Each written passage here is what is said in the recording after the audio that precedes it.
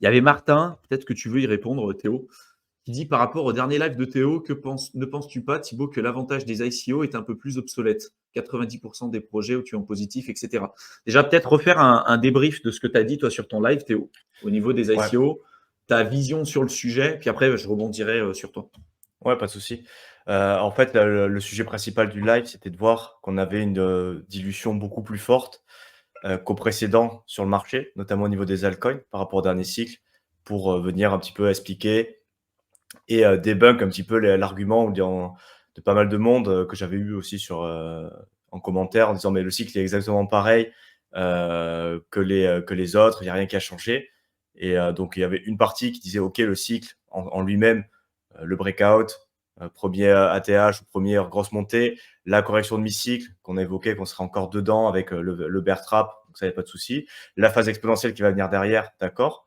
Par contre, au niveau du marché des altcoins, parce que Bitcoin, il n'y en a qu'un, on est beaucoup plus dilué. C'est-à-dire on a été voir sur CoinGecko, qui avait 400 000 et quelques altcoins en 2021, donc lors du dernier cycle. Et là, maintenant, on était à plus de 2 500 000, donc un facteur 5, x 5 au niveau des altcoins. Sur CoinGecko, donc il n'y a pas tout qui est listé non plus, bien évidemment. Et donc, on se retrouve avec beaucoup plus de projets qu'avant. Donc, forcément, il y a plus d'options pour les investisseurs pour investir, même s'il y a beaucoup de saloperies, beaucoup de meme coins, beaucoup de tout ce que vous voulez.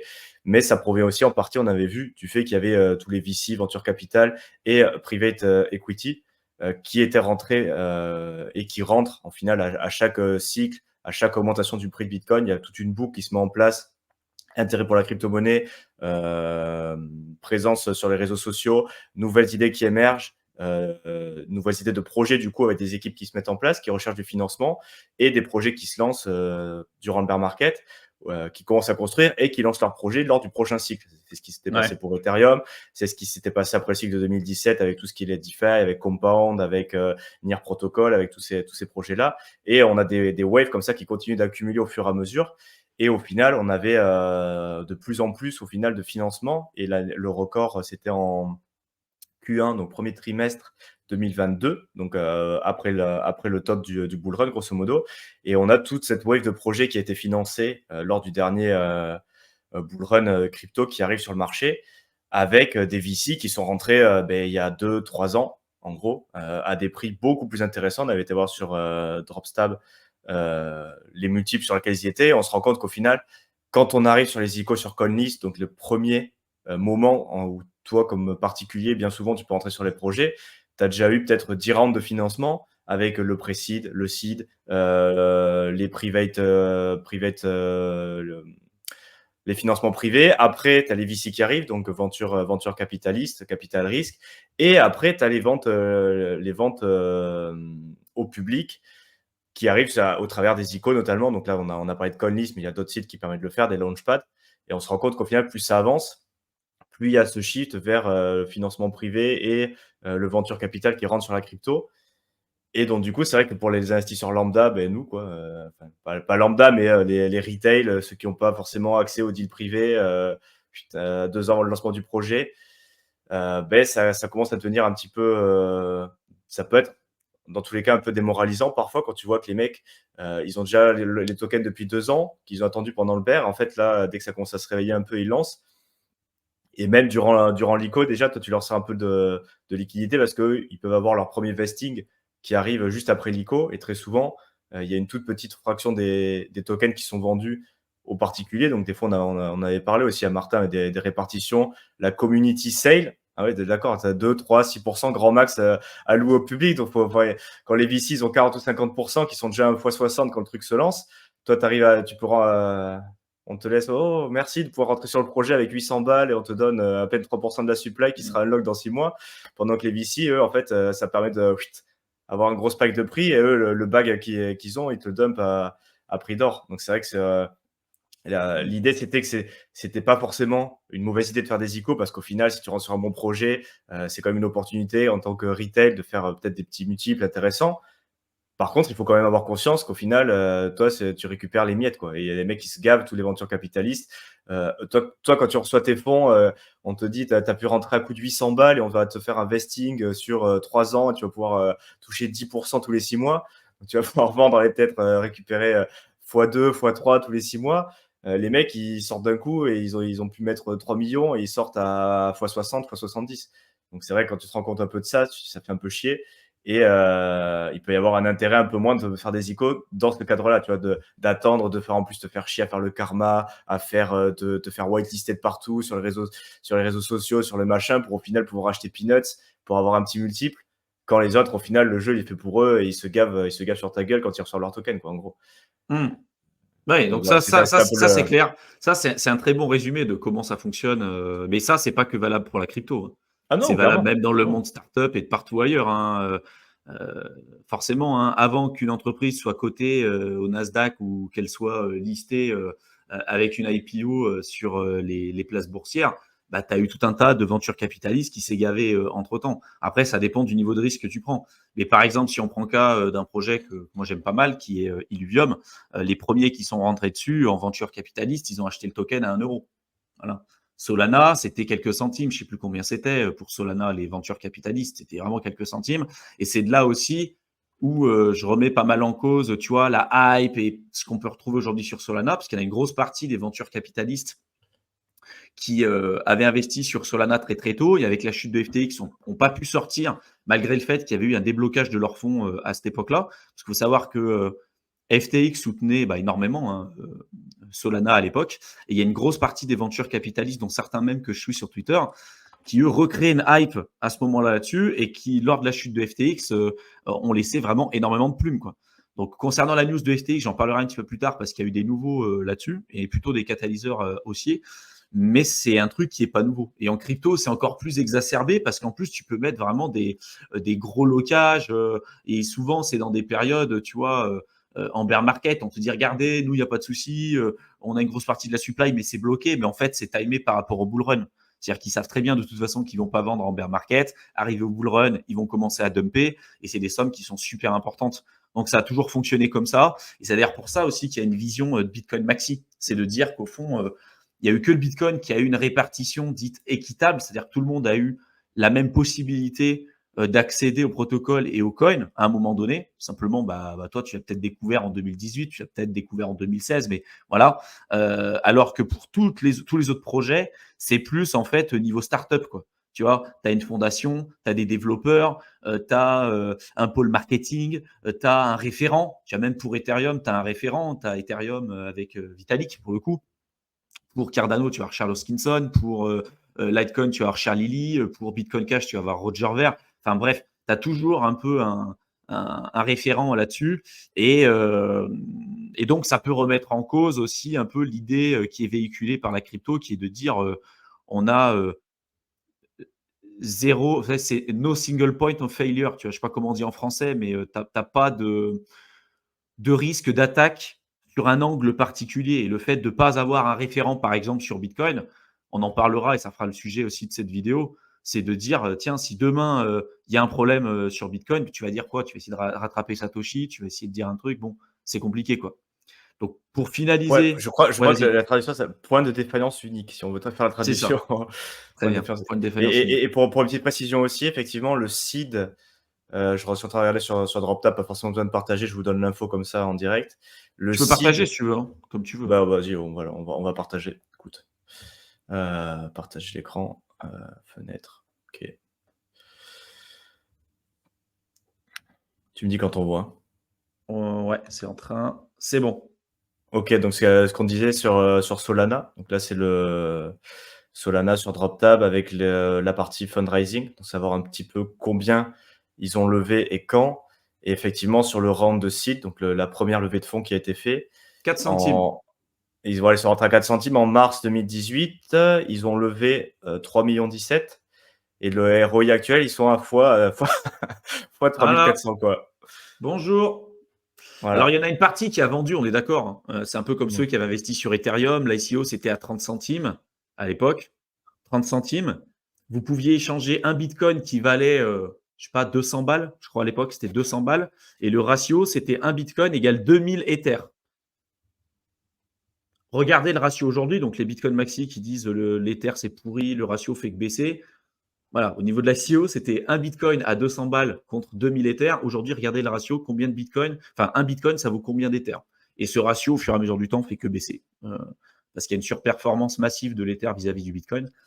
Bon, bref, ça, c'est qu'un fait. Et tu vois, même ceux qui sont rentrés du coup sur CoinList, tu vois, CoinList Auction, ils sont quand même sur un 620 aujourd'hui. C'est ce que j'allais dire. Là, pour le coup, du coup, c'est vrai que c'était quand même assez intéressant de participer à cette ICO, parce qu'après, le gros des financements, il a été fait aux alentours de ce qui a été fait sur CoinList, pour le coup. 0,25, 0,22, 0,20.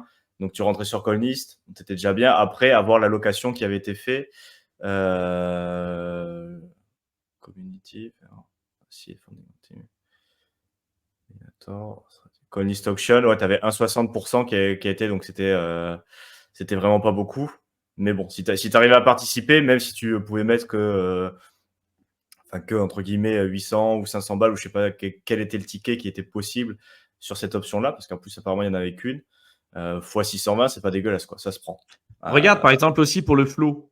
Moi j'étais rentré sur le flow. Ouais, Flow, sur CoinList. Regarde Flow.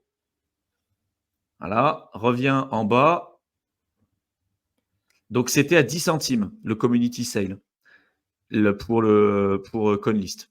Et les auctions, tu en avais deux. En fait, tu en avais deux. Tu avais soit tu participais aux auctions et tu l'avais un peu plus cher, soit tu avais le community sale. Moi, j'avais fait le community sale. Au bull run, j'ai pu rentrer. Alors, sur ce truc-là, c'était le cycle précédent. J'étais rentré donc à 10 centimes sur ce truc et avec 800 euros parce que c'était ou 750. Parce que tu ne pouvais pas mettre plus. De toute façon, c'était bloqué à 750. Et tu pouvais le staker. Et je me souviens, il est passé, il faudrait regarder la charte. Alors là, c'est peut-être pas la bonne, je pense. Ouais, non, mais c'est surtout c'est sur 12 mois, j'ai pas la. Regarde peut-être sur CoinMarketCap. Il y avait. Si tu vas sur CoinMarketCap et que tu présentes la charte, il est monté à plus de 33 balles lors du précédent cycle. Alors tout n'était pas disponible immédiatement, tu vois. Mais il est monté, alors tu avais des mèches à 33 balles. Tu vois, en fait, c'est bon, il n'y a même pas eu tout le listing. Il n'y a pas eu tout le listing. Mais en fait, c'est sorti pile au bull run, tu vois, pile en période euphorique. Donc, tu avais une période où en fait tes jetons étaient bloqués, mais tu en avais quand même une partie qui était débloquée. Et en étant débloqué, tu étais largement positif. J'ai gagné des dizaines de milliers d'euros juste avec ce truc-là. Et ça fait partie l'une des ICO qui a très bien marché, mais pas que. Il y en a eu plein d'autres sur lesquels je suis rentré. Et au final, ce que je me suis rendu compte, c'est que même si ces projets sur le long terme, franchement, il y a très peu de chances que ça fonctionne. Tu vois, on parle de Solana, mais c'est vraiment une exception. Hein. La plupart des projets qui sortent en ICO, la plupart d'entre eux aujourd'hui, tu n'en entends plus parler. Donc en fait, ça te permet de rentrer avant des gros listings, tu vois, sur Binance, sur Kraken et sur ces trucs-là. Et en période euphorique de marché, de toute façon, tu as à peu près tous les altcoins qui pumpent. Donc souvent, et c'est pour ça que je dis 90% des ICO sont intéressantes sur CoinList, parce qu'il y a déjà une présélection. Et moi, toutes les données que j'avais récupérées, j'avais fait des données, hein, j'avais tout récupéré, les ICO de CoinList, il y en avait une cinquantaine depuis le départ. Et si tu regardais par rapport au prix du listing, par rapport au prix du plus haut bull run, et même après la correction en bear, parce que tu prends Flow, tu es encore sur un x5, hein, après toute la correction et tout. Hein. La plupart d'entre elles, plus de 90%, étaient en positif pour ceux qui participaient à l'ICO sur CoinList. Ça ne veut pas dire que c'est des projets qu'il faut garder sur le long terme, mais au final, vu que c'est des petits montants que tu investis 500 balles, 700 balles, 800 balles, c'est un effet de levier sur le bull run. Donc, tu vois, si tu arrives, ton truc, il explose à la hausse, comme ça a été le cas sur le flow, je l'avais acheté à 10 balles, le truc, il est monté à 33. Moi, rien qu'avec les récompenses de staking, 10 centimes, pardon, 10 centimes, est monté à 33 euros. Rien qu'avec les récompenses de staking, je récupérais, juste en vendant les récompenses de staking, je gagnais presque 7 fois la mise que j'avais investie au départ, juste avec les récompenses de staking. Pour un truc où tu te dis, je mets des petites sommes, en bull run, il y a tout qui pump, tu récupères rapidement ta somme initiale, ce n'est pas des projets que tu vas garder sur 10 ans. Aujourd'hui, même ceux qui ont investi sur les ICO, je vous invite à regarder les résultats des ICO sur CoinList, c'est ça. Hein. C'est en gros, tu as 90% des tokens qui, même après une grosse correction, sont encore en positif par rapport au plus bas qu'on a eu accès sur CoinList. Parce qu'au final, on se rend compte qu'il y a beaucoup de gens qui veulent participer à CoinList et il y a très peu de place. C'est pour ça que de farmer du karma, ça peut être un peu chiant. Mais il suffit que vous tombiez sur un projet qui fonctionne bien, vous avez très largement récupéré votre argent et ça peut faire un effet de levier qui est énorme. C'est pour ça que je vous le dis, même les IEO sur Binance, c'est pareil. Les launchpads sur Binance, vous les avez à des prix qui sont en général assez intéressants et ils ont lancé des gros projets qui ont été des top performers sur les cycles précédents. Sandbox, ça a été, ou Axie Infinity, ça a été des projets qui faisaient partie des IEO sur Binance. Il faudrait regarder le coût d'acquisition de tokens par rapport à l'IEO et même par rapport au plus bas qu'on a aujourd'hui sur ces projets. Je suis convaincu que ceux qui ont acheté sur les IEO sur Binance sont même encore aujourd'hui en positif, tu vois. Et donc, si tu avais ces projets-là et que tu fais partie des bangers sur le cycle précédent, Axie Infinity, Sandbox et tout, si tu n'es pas débile, tu prends des bénéfices. Donc, tu es forcément en positif, tu vois ce que je veux dire. L'idée, c'est pas de se dire je prends ces projets et je garde sur 20 ans, parce que ça, c'est une connerie. Donc, c'est Ouais, là, mais en fait, mon point de vue. bah, surtout, c'est pour ça qu'on y participait aussi, qu'on continue d'y participer. C'est Bah ouais. que, au final, tu regardes les stats et pour le coup, le jeu il est plutôt en ta faveur. Alors, c'est certes, tu as certains projets qui ont fait un peu un flop, qui ont pas, bon, ils ont été listés, ils ont dumpé, mais dans la majorité des cas, si tu arrives à participer à plusieurs, statistiquement, tu as quand même plus de chances de faire de l'argent que t'en perds. Donc, ça vaut le coup d'y jouer, pour le coup. C'est pas comme, Ah ouais. comme le vieux trading ou faire du sniper, je vais arriver, sniping de même coin sur Solana. Là, pour le coup, les chances, les stats, elles sont clairement pas en ta faveur. Donc, pas la peine de jouer. Mais si tu arrives à participer, après, voilà, c'est vrai que c'est chiant. Il faut être connecté au bon moment. Il faut avoir fermé le truc. Il faut espérer. Et souvent, tu te connectes et tu n'as rien du tout. Donc, ça peut être un peu Mmh. frustrant. Mais voilà. Si Mmh. on répétait plusieurs fois, il y a plus de chances de faire de l'argent. Donc, potentiellement, ça peut être intéressant. Même s'il faut avoir toutes ces idées et ces notions-là à côté, que de toute manière, on t'envoie une toute petite partie, qu'il y en a qui se gavent encore plus que toi. Mais bon, ça peut rester quand même intéressant. Même si plus on avance, plus on va vers privatisation, plus de deals de VC, parce qu'on voit que ça continue aussi d'augmenter. Donc on a sur cette partie l'écosystème qui est un peu verrouillé comme ça. Mais en tant que retail, ça reste quand même une opportunité de faire de l'argent. Ou bon, de toute façon, c'est comme partout, comme tu l'as dit. Hein, nous, on récupère un peu les miettes. Bon, il faut être un peu, on peut essayer d'être un peu plus malin et tout, mais ceux qui se gavent le plus, Ah bah, c'est les les VC comme VC. toujours. Non, mais Hein. c'est Bah c'est oui, les VC, mais voilà. c'est clair. Et le jeu, il est un peu contre nous là-dessus, hein. Là où vous allez être sur 1 x 10, eux, ils sont peut-être sur 1 x 1000. Donc forcément, et puis pas du tout avec les mêmes sommes. Donc c'est sûr que Eh oui, c'est pas du tout le même jeu, c'est pas du tout les mêmes objectifs. Et on nous demandait souvent notre vision sur les Layer 2. Les Layer 2, mais c'est un cas parmi tant d'autres. Mais c'est du gros foutage de gueule dans le sens où même eux, en fait, ils ont, tu vois, le cas d'Arbitrum, c'était ça. On en a énormément entendu parler. Les mecs, ils te disent, nous, on est décentralisé, la communauté va pouvoir voter pour des trucs. Et au final, tu te rends compte que quand la communauté vote pour une direction qui va contre les VC ou contre ceux qui ont créé le projet, et à un moment donné, c'est ce qu'ils ont fait. Ils ont pris tous les tokens qu'ils avaient en vesting et ils ont influencé le vote. Genre, ils ont pris je ne sais plus combien de tokens qu'ils avaient. Il y avait Mhm. une 80% de la communauté qui avait voté pour une décision et à la fin, c'était en mode ces 80%, ça représentait 10% des votes, tu vois. Parce que eux, ils ont pris les tokens qu'ils avaient de leur côté, qui étaient présents pour les porteurs de projet, et ils ont dit bah non, non, nous, on va pas faire ça, on va voter ce truc-là. Donc tu te rends compte que c'est un gros foutage de gueule, que c'est pas du tout un système démocratique comme celui qu'on sait développer, et que en plus de ça, toutes ces layers 2, ceux qui vous disent que c'est décentralisé, c'est des gens qui ne connaissent rien. C'est pas décentralisé pour dessous. Ils ont des clés administrateurs, ils peuvent geler les fonds, ils peuvent vider les caisses quand ils le souhaitent, et y compris des projets comme Polygon, par exemple, Polygon ou Matic. Il y a 4 ou 5 clés administrateurs, 4-5 personnes qui peuvent se mettre ensemble et bloquer l'intégralité des thunes qui est aujourd'hui sur Polygon ou Matic. Voilà. Donc, les gens, ça, ils ne le savent pas. Tu vois, ils disent layer 2, c'est décentralisé, c'est machin. Non, pas du tout. C'est plus rapide, on cherche des frais plus faibles, plus rapides, bah, c'est au détriment de la sécurité et de la décentralisation. Voilà, point barre. Et ça a été le cas de partout. Donc, je ne sais pas si tu veux rebondir là-dessus, mais tu vois, Non, mais c'est. c'est très bien de la blockchain et au final, de toute manière, c'est ce qu'on a évoqué. Donc oui, c'est pas une surprise. Et en plus, la décision pour être un peu plus c'était quoi, Arbitrum, on en a parlé? Arbitrum. Mais c'était est-ce qu'il faut distribuer de l'argent au VC, la décision. Donc les mecs, ils étaient là, non, Bah ouais. pas en avance et tout. Et en fait, les mecs, ils avaient déjà distribué.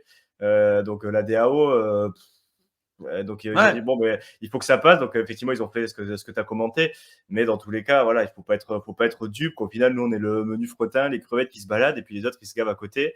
Après, voilà, il y a quand même de l'argent à faire et on va pas cracher sur ça non plus. Mais bon, faut avoir confiance de notre place. On n'est pas du tout, on représente rien du tout et pouvoir de décision, rien du tout. Donc il faut essayer d'optimiser son ramassage de miettes. Il y a quand même des belles miettes à À aller ramasser, mais chercher. bon, oui, non, bien sûr, mais bon, voilà, il faut quand même être conscient de tout ça Et voilà, ils pourraient prendre des bénéfices régulièrement parce que voilà, quand les mecs ils ont décidé de faire un move à la hausse ou à la baisse, toi tu vas être dommage collatéral. Donc autant Non, c'est clair. essayer d'anticiper un peu, quoi.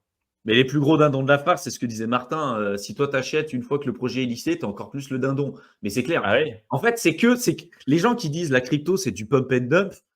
Si tu regardes à travers uniquement ce prisme-là, on peut pas leur donner tort. C'est-à-dire que tu as les VC qui rentrent très très tôt, qui sont sur des super multiples, qui vont aller dumper sur ceux qui vont investir juste après les VC, donc les différentes rounds de vesting. Tu sais, tu as les round 1, la round 1, la round 2, la round 3, tu peux aller sur je sais pas combien de périodes de vesting comme ça. Et au final, c'est comme ça que ça fonctionne. Mais c'est valable pour les actions, c'est valable pour l'immobilier, c'est valable en fait pour plein d'actifs. Simplement, si toi, tu te dis, comme avant, ceux qui achetaient des projets avant que ce soit listé sur Coinbase ou au moment où c'est listé sur Coinbase, tu te fais éclater. Parce qu'en fait, tu as tous ceux qui ont acheté avant, qui sont déjà sur des multiples et qui forcément vont dumper. Et souvent, la charte, c'est toujours pareil. C'est-à-dire que tu as le projet qui fait pas grand-chose, tu as le listing, ça pump et ça redump jusqu'aux oubliettes pendant longtemps. Parce qu'au moment où ça pump, les mecs, ils sont sur un x50. Toi, tu arrives, tu l'as acheté au listing, tu te retrouves à moins 90% ou moins 99% dès le truc du listing si tu l'achètes. Donc, ouais, acheter des projets au listing, ça pue. Faut jamais le faire. Comme disait Lionel, c'est 80-20 et pas perdre de temps précieux pour des miettes. C'est pour ça que faire des ICO, ça peut être un effet de levier. L'idée, c'est pas de passer des heures en se disant je vais obtenir des résultats super. Souvent, c'est des petites sommes avec pas énormément de temps à consacrer à ce truc-là, avec la possibilité d'obtenir des résultats qui soient intéressants si on arrive et si on part du principe qu'on arrive à prendre des bénéfices sur le bull run. Et en général, c'est des projets qui fonctionnent bien parce que tu as une place limitée quand même pour la community sales. Et au moment où ces projets-là seront listés, parce qu'à un moment donné, tu as des listings un peu de partout et en bull run, il y a à peu près tout qui explose, tu peux récupérer très largement ta somme initiale, quoi. Donc voilà.